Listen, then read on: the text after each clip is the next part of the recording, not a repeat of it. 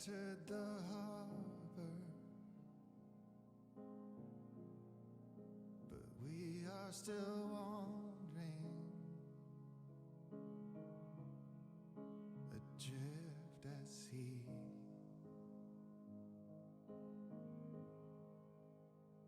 Even though I feel so lost, yet in my soul I know you're here with me. Let waves of grace fall over me, washing me clean of every stain. Let waves of grace fall over me, rescuing me again and again. Guide me to the harbor.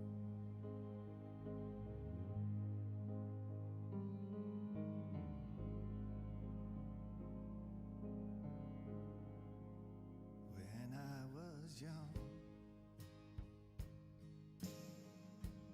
I sailed the sea, just like a dream, inside a dream,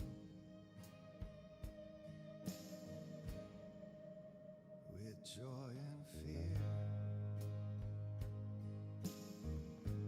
I drifted free towards the sunset and the failing. Let waves of grace fall over me, washing me clean of every stain. Let waves of grace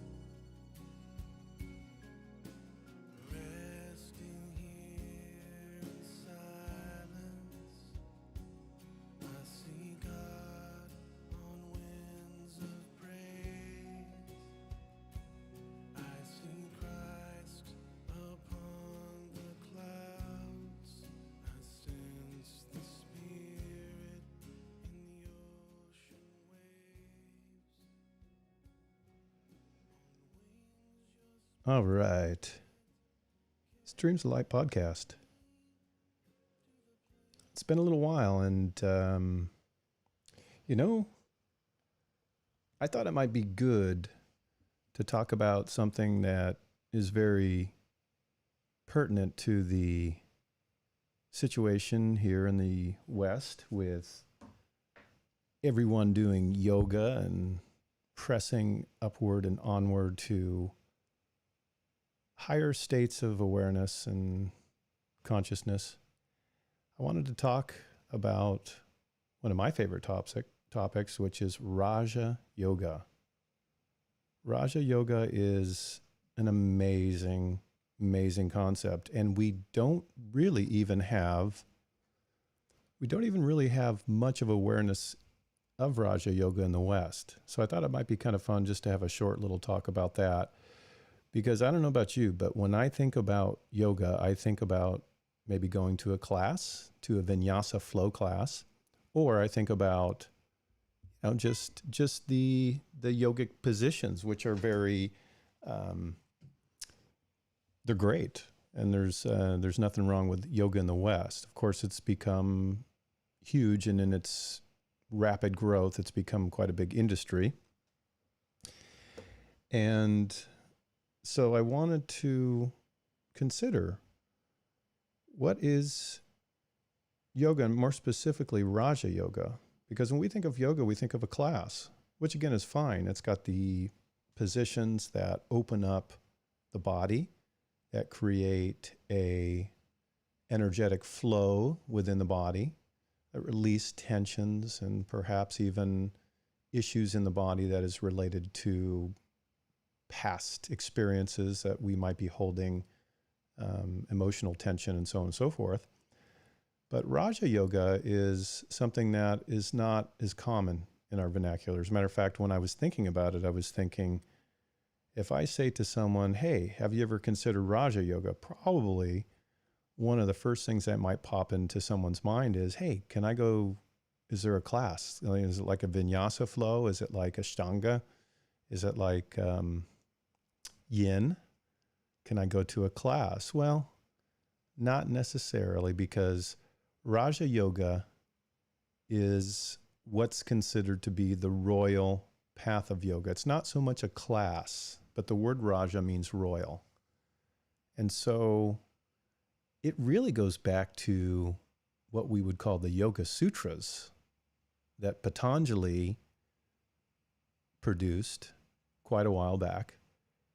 And the Yoga Sutras cover what we refer to as the Eightfold Path of yoga, or Raja Yoga. Now, a lot of the yoga teachers out there know about these things.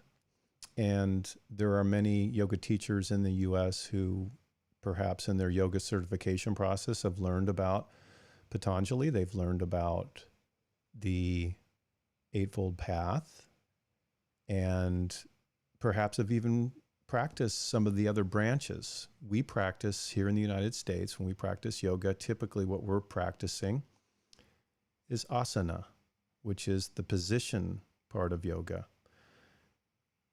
But the path is so much more than just that one branch of asana or position, or, we even talk about flow.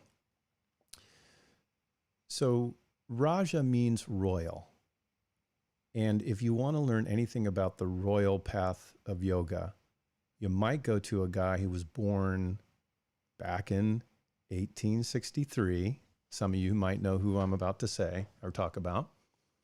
We might go and do a little research from the famous father of yoga in the West, Vivekananda.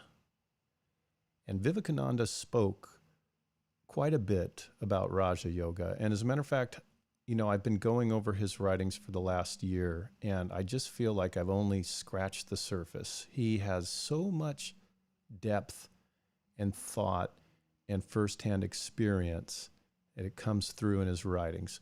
So I am just thrilled to mention that he is a great resource for Raja Yoga. As I noticed, I have a little music playing here. I want to make sure it wasn't playing in the background. That happened once before when I did a podcast. I realized the music was going from my computer to the podcast. So I just paused that. Hopefully it wasn't there. Anyways, Vivekananda talked about Raja Yoga in very much detail. And I love his introductory kind of statements about Raja Yoga. He talked about what it meant to be on the royal path. And he talked about it in very practical terms. I mean, it's amazing that this guy was born in 1863. He came to the U.S. in 1893, so more than 100 years ago. And when I listen, I listen to some audiobooks when I'm driving, because that's a great way to pick up on some information while you're out and about on the roads. And I just love how he talks about things, and you would think, oh my gosh, this guy is so relevant. He must be, where can I go see him speak? And it's so amazing to think that he lived over 100 years ago, because his comments are they're so very current and so relevant in our day and age. And so when he talked about Raja Yoga, one of the things he talked about was the royal path. So that's what Raja means, the royal path. And he talked about how the human being in its most basic state is typically controlled by the senses, the sense organs. It's very similar to the animals who, when they get hungry, they go out and they hunt, they eat, they're satisfied, they sleep, they do all their things. And many of the animals are controlled, by the sense organs, the sense, the instincts and the things that their bodies need. And he talked about how this path of Raja Yoga was a royal path where eventually, as you begin to climb the mountain of Raja Yoga, that what you would begin to see is you would eventually see, very faintly at first, but as time went on, you would begin to see King Soul emerge from your being and sit on the throne of your body, where you are no longer a slave to the sense organs, etc. And, oftentimes we know from experience that when someone is greatly carried away by the pleasures of the body, that oftentimes it results in trouble. Sometimes we see the addictions that can cause serious problems, ruin lives of that person or the people close to them. But really, in a way, when you think about the way the human body and the human soul are designed, it was never really intended that we would be slaves to our own body and our own appetites. Rather, that we would be free people, like living like kings and queens. In what sense? That we are free. We're not bound by every whim and desire of our bodies, or even worse, being a prisoner of the mind. How's that? That's got to be just as big as being a slave to the sense organs, being a slave to the mind, a prisoner of the mind. I can't tell you how many times, as I've been carried away by the thought process in my own mind, that I have woken up and thought, what the heck? How can I stop this thought process? And so Raja Yoga is about the very practical path, about how we rise up above slavery to the senses and to the mind. And there's so much more in the path. But what I want to do is I want to lay out for you the basics of the path. The path is, as I said, an eightfold path. It can be sometimes referred to as the eightfold path of yoga, or it can just be, there's other faith families other than yoga that talk about the eightfold path. I think the Buddhists have their own eightfold path.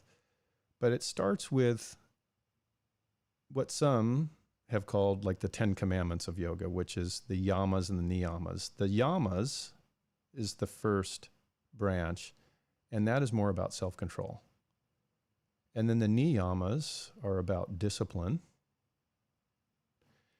And then we move to the most common one that we know about, which is asana, which is when we, in this day and age, talk about yoga, we are referring, in most cases, we're referring to asana. And so I do want to make one brief comment about asana, because in this day and age, when we think about yoga flow, asana, and so on and so forth, we're thinking about positions that we kind of move from one to the next and so on and so forth, and we get a good workout and we feel good about it. The original practice of many yogis over the centuries has been, in asana, has been holding positions quite a bit more than we do now in the day and age of vinyasa flow. And I'm not saying vinyasa flow is bad. As a matter of fact, I do it 3 or 4 days a week. I love it. It's a great way to not only feel fit, but to gain control over the body and the mind. So it's not that flow, for example, is not part of asana, but the original idea of asana was more along the lines of hatha yoga. And in the West, when we talk about hatha yoga, a lot of studios say, oh, that's the easy one. And, the original idea of that was not. It was actually quite the opposite. It was like if you really wanted something, like if you really, really, really wanted something. And that's what hatha was about. And so in hatha yoga, many of the yogis would do certain positions and they would hold them for quite some time. I don't know if you've ever done plow, which you bring your legs back over your head and onto the back of your mat. It's a pretty intense position. Imagine, a lot of times we do that for about a minute or 30 seconds or whatever we can handle. Imagine doing that for 20 minutes. And what goes on in the mind after some point in time in the body. So, and also another part of asana is actually the seat of meditation, even though I'm not going to say asana is meditation, but when you sit down to meditate and you sit cross-legged, let's say you sit in half lotus or hero's pose, any of these meditation positions are also considered asana. And when you're sitting for quite some time in one position, you feel kind of fidgety and the mind can kind of trouble you. And, you feel like you have an itch on your head or your cheekbone or something like that. And, you can see the little demons of unrest as you sit in a position for some time. So that is asana. And asana is an amazing element of the Raja yoga path. And that's why I think in the West it's become so popular. And you will find, even in the flow classes and whatnot, if you do these positions on a regular basis, you will see yourself starting to gain momentum and gain control over the mind. So the next branch, the fourth branch of the Eightfold Path, is one of my favorite. It's pranayama. And, in popular culture terms, we might say, oh, those are the breath exercises. And it is true that pranayama deals with breath primarily in the sense of you start out with maybe some specific exercise where you breathe in for a count and you hold for a count and exhale for a count. So it does start in that way. But as pranayama progresses, or as you progress on this Raja path of yoga and you get deeper into pranayama, you begin to see that it's more than just simply breath work. That pranayama is it's oftentimes defined as the control of prana. And prana would be defined as the life force. Or as Yogananda defined pranayama, he used a term called lifetrons, which I kind of like because we have protons and neutrons, and I think it's kind of neat to have a term called lifetrons, although it's hard to quantify. We don't really have the tools or the ability to quantify it.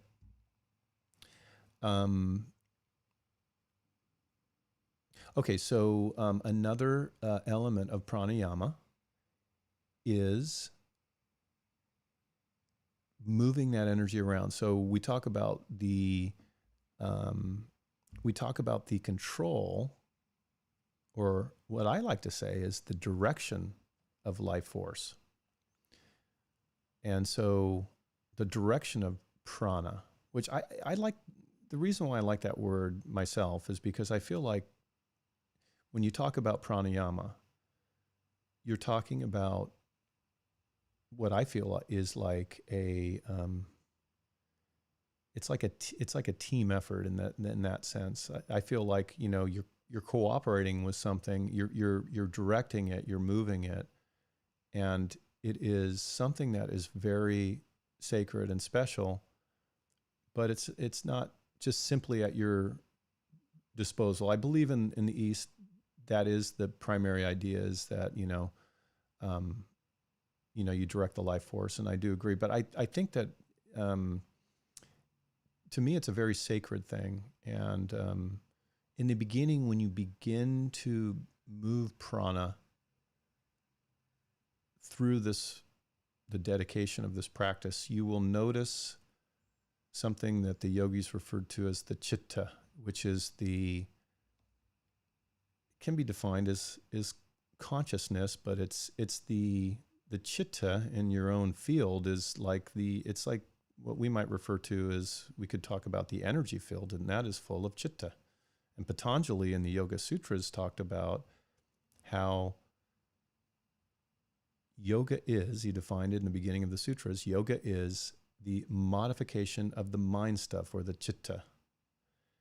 And so pranayama is a very powerful practice, primarily because once you begin to master the breath and therefore the life force in your own body and cooperate and move it around and so on and so forth, you become free. Because who's ever free from the chain of physical breath is a truly free soul. And so when you begin to practice pranayama, you will see over time that you get to this point where you are not in sometimes it will be a breathless state. For the most part, you'll get to a state that's very, very close to a breathless state, where you're just hardly breathing at all. And this comes with great practice. It's not about holding your breath. It's not about the amount of time you can hold your breath. It's not about that at all. It's actually about this sort of state of being overtaking you as you do the practice of pranayama. So as you get deeper into pranayama, you will notice that your breathing, and this is common of meditation. We haven't really got into the branch that speaks of meditation. That's coming. But obviously pranayama is directly correlated with the meditative state. And even though I'm naming the 8 branches here in this particular order, these things they don't necessarily take that order. But as you get deeper into the practice of pranayama, what you will notice is your breath rate will decrease. And as your breath decreases, you will notice a great freedom. Obviously, your blood pressure will drop. Your cells, the very cells in your body, will begin to separate or detach from each other. When you're in a state of fight and flight, or just stress from work or whatever it is, or even being on the road. I mean, it's everywhere all around us. When you're on the road and you're stressed, your whole body goes into this state, and the cells begin to bunch up against each other. But as your breath begins to slow down, your heart rate drops, your blood pressure drops, you go into a very highly state of relaxation. And as you do, the body does something very amazing. The cells begin to separate. And if you look at cells kind of in the shape that they are, we've all seen them, under the microscope. The cell kind of looks like a little, somewhat circular, although not perfect, but somewhat of a circular object to some degree or another. When they're stuck together, or when they're conglomerating in that state of being, of stress and fight and flight, the circumference of the outer layer of the cells aren't able to be as productive, because if you think of all those circles bunched up against each other and now they're separating, now you think about how the cells can work more efficiently. And so one of the first things you'll notice as you begin to become more successful in pranayama is that you don't feel as tired. You don't need as much sleep. You don't feel as hungry as you did before. You feel a lot better, of course, in general, your attitude and your emotions. This is an effect of pranayama. This is what happens.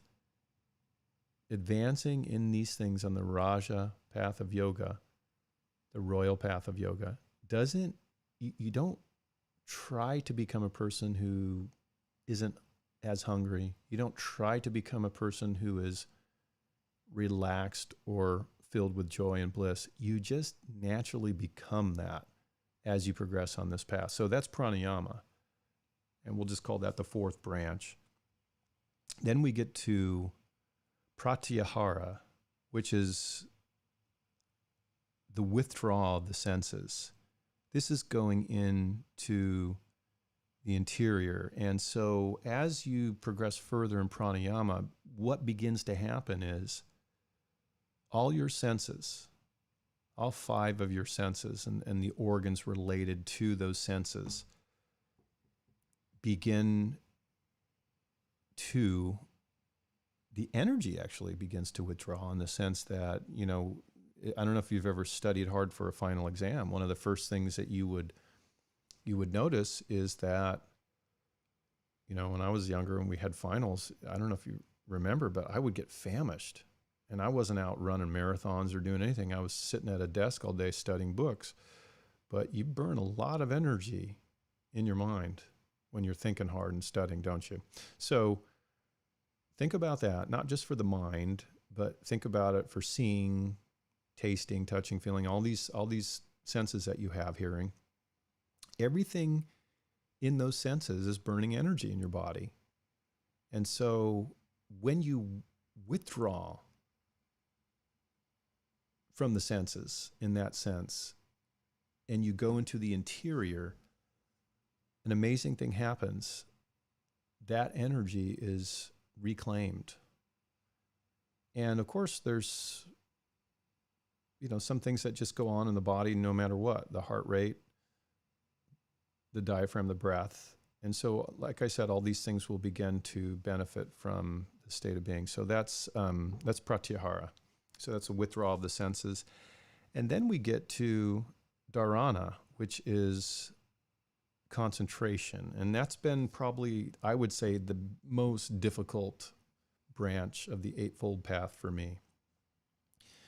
Concentration. If I say to you, just gaze up to your third eye for half an hour and try not to break that concentration, it's very difficult. You can meditate for years and not be able to do 30 minutes nonstop. But this is part of the Eightfold Path. And there is a progression here, because as you begin to control the breath and the life force, and eventually you begin to withdraw from the sense organs and you begin to not be hearing and seeing and all that, now concentration is much more doable. But as I said, it's one of the more challenging things because of our world, because of the way we're wired, because we're so attached to so many little things like phones and things that will constantly distract.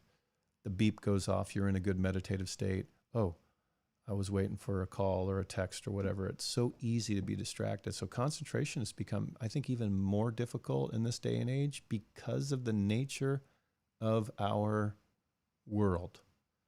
And so, of course, in this process, it's always good to plan for success. And that would be, turn the phone off, hang a sign on the door, please do not disturb, or whatever it is. So yeah, we get into concentration, and then that leads to the 7th branch in the royal path, which is dhyana, which is meditation. It's called different things in different faith families. I tell you right now that this thing, meditation, I don't care what you call it, contemplation, prayer, contemplative prayer, loving kindness meditation, whatever you want to call it, it's going on all around the world. And some of the most amazing people that have written books and poetry and contributed to the human race had discovered this wonderful, wonderful thing called meditation. It is one of the greatest gifts that mankind has. And so meditation,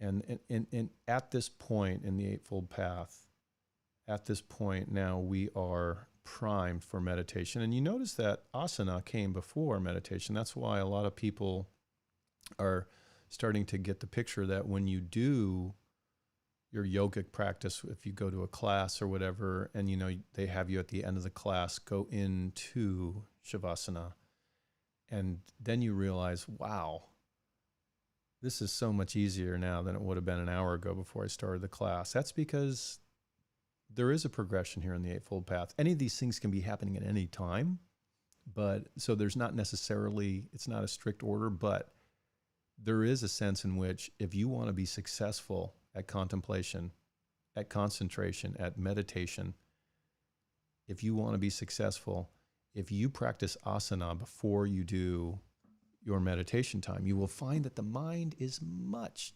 more at ease after you've done the yoga asanas. And so meditation, wow, it's made such a huge impact on my life. It's helped me to get a control like I never thought was possible.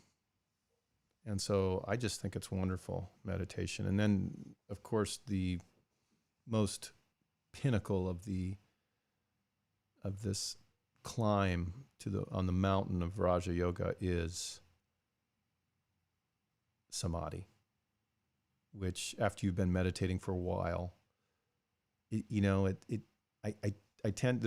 the yogis go into detail about the many different types of samadhi. They will actually break it down into various types, and they'll describe and define these different types. But I will say, as a general rule of thumb, I almost don't want to describe it to you, because when you get just the smallest taste of samadhi, it's like you've died and gone to heaven.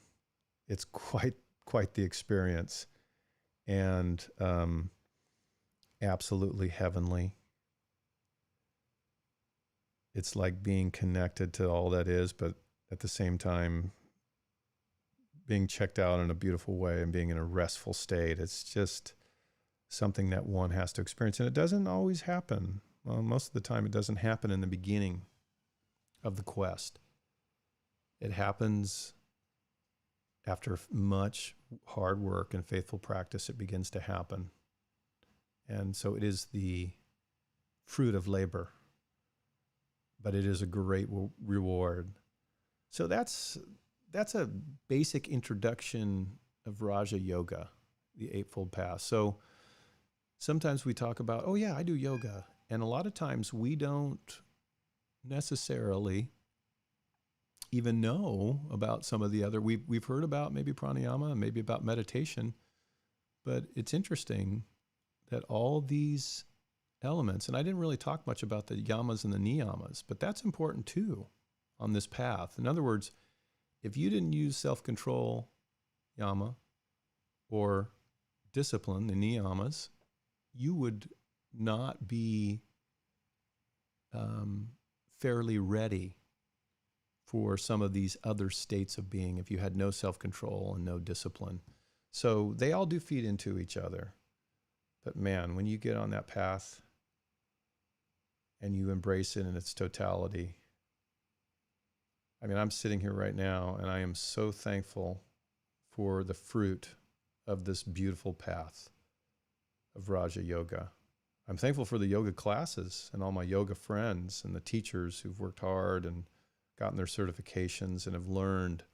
It's such a wonderful and deep path. And I hope that as you progress in your life of spirituality, or just your life in general, that you can discover the beauty of the royal path, the beauty of what it means, what it means to be king soul sitting on the throne of your own life, your own body, to not be a slave to, the sense pleasures, not to be a prisoner of the mind.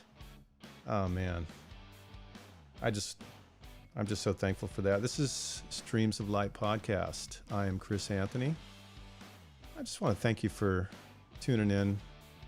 If you're watching on YouTube Live, go ahead and subscribe to our channel. Maybe set the alert setting to always be notified. I appreciate that. Just really trying to find friends, birds of a feather flock together. If you're on the spiritual path, seeker, hungry, tune in again. Till next time. Take care.